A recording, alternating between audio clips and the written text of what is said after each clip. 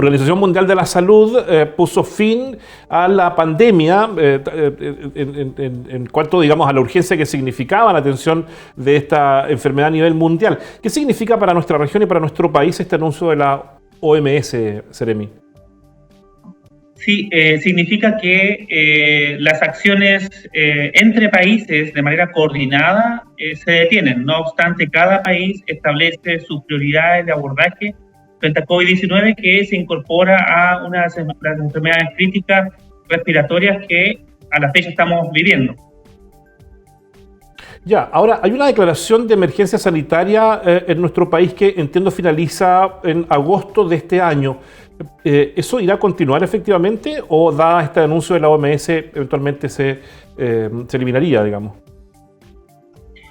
Efectivamente, la alerta sanitaria que está en vigencia en el país está hasta el 31 de agosto, no solamente por COVID, sino que también por viruela símica y también por gripe aviar, y para algunas regiones por la existencia de Aedes aegypti y Anopheles, que son los mosquitos que transmiten la enfermedad del dengue y de la malaria o paludismo, respectivamente. Es decir, ¿y eso eventualmente se mantendría luego de agosto o se somete a evaluación primero para luego determinar qué sucede con esa decisión? Sí, las alertas sanitarias van cambiando respecto al escenario epidemiológico y de acuerdo a las regiones. Por ejemplo, respecto al caso de esos mosquitos como la Aedes aegypti y el Anopheles, se dan para las regiones del norte. No obstante, la COVID-19 e influenza aviar se dan para todo el país. Por tanto, van cambiando las características de estas alertas sanitarias. Nosotros vamos a mantener seguramente la alerta por influenza aviar y por COVID-19 vamos viendo el escenario epidemiológico. Nosotros vamos a una baja de casos del COVID-19, no obstante, todavía tenemos casos que se complican, que pasan a ser graves. Hoy en día tenemos 60 hospitalizados por COVID-19 y siguen habiendo fallecidos por COVID-19 en la región. Ahora, en el caso de quienes están hospitalizados o de los fallecidos por COVID-19, ¿habían sido inoculados con las dosis requeridas para efectos de minimizar los efectos de la enfermedad? Hay de todo. Hay personas que tenían enfermedades de base, enfermedades crónicas, que estaban en otro tipo de tratamiento, y hay personas que efectivamente no estaban con la vacunación al día. Y hay personas que no tienen ninguna dosis también. Ahora, a propósito, ¿cómo han dado la inoculación de la vacuna bivalente, Seremi? Sí, en bivalente anual tenemos una cifra global de vacunados de casi un 30%, un 29.8% de vacunación a la fecha.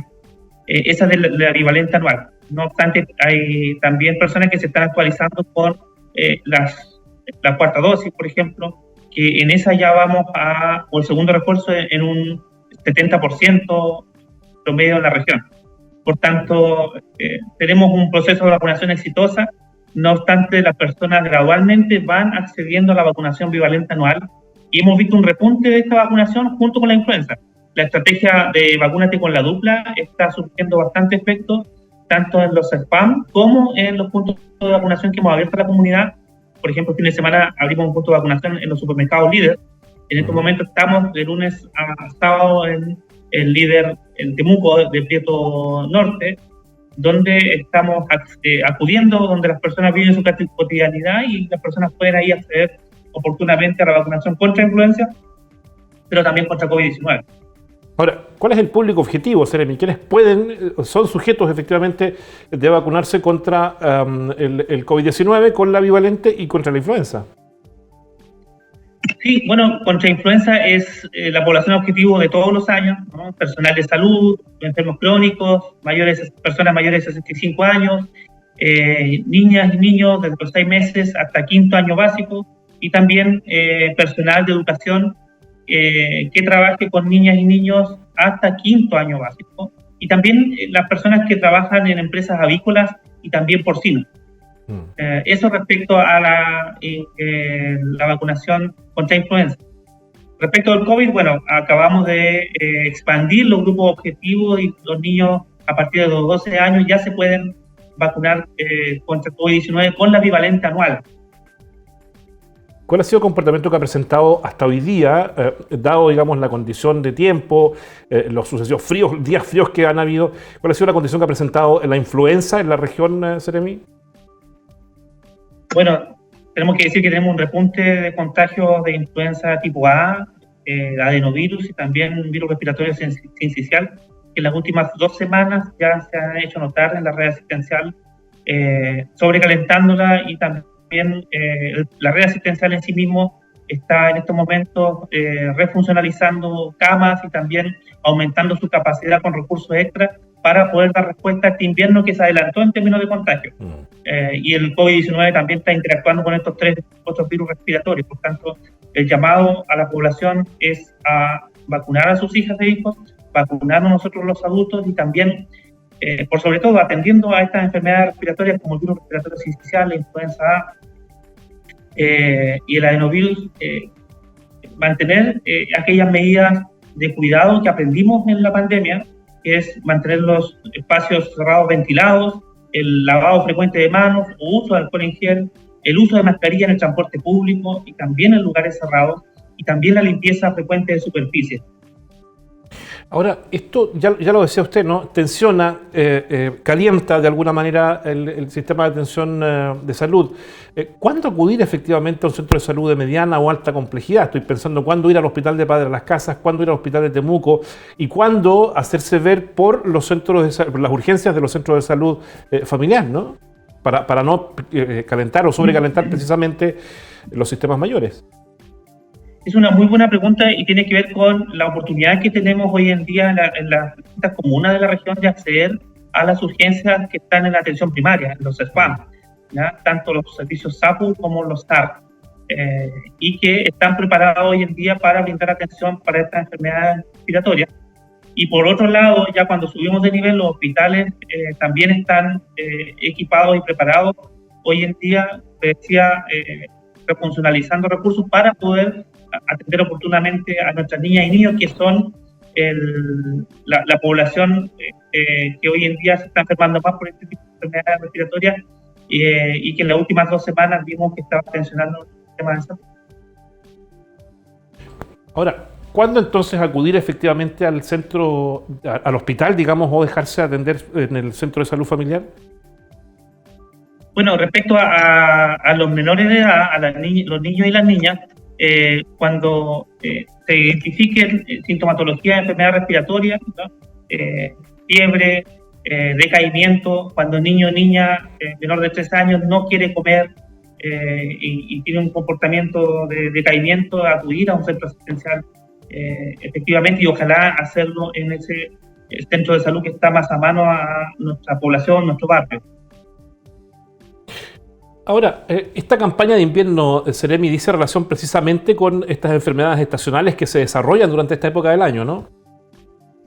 Efectivamente, oficialmente la campaña de invierno no inicia, no obstante las acciones preventivas de la campaña de invierno ya están en marcha, pero eso es de facto, ¿no? Dado el adelantamiento que hubo del pic de enfermedades respiratorias y que le hemos visto estas últimas 2 semanas, ¿no? Ahora, ¿de qué manera se preparan los sistemas de salud precisamente para este adelantamiento en los pics de enfermedades estacionales? Ahí lo principal es el refuerzo de recursos humanos y también camas. Por ejemplo, el Hospital Enrique Aravena está echando manos a camas que se ocupan de cirugía pediátrica para abordar este tipo de problemas respiratorios. Pero lo principal son recursos acá humanos y para los cuales se están poniendo a disposición de los distintos servicios fondos extraordinarios. Como les digo, se adelantó el invierno y se adelantó la capacidad de respuesta del servicio de salud a partir de recursos extraordinarios sin tener la campaña de invierno oficialmente iniciada. Seremi, quizá insistir, volver a repetir cuáles son las medidas de autocuidado en nuestras niñas, niños, adolescentes, en los adultos mayores, para evitar, digamos, una proliferación compleja de estas enfermedades estacionales, Seremi.